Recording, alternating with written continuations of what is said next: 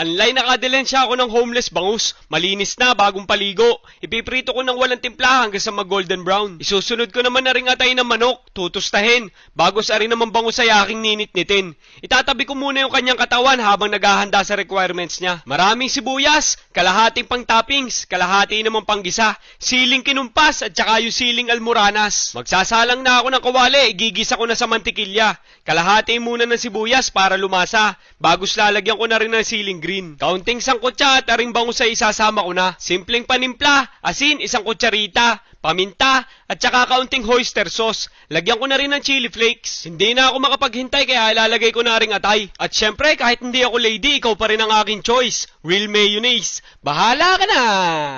Ayos na, simpleng-simpleng pamamaraan pero yung lasa at itsura pang malakasan. Pwede pang ulam, pwede pang pulutan, bahala ka na mamili, pisyan. Ay inang!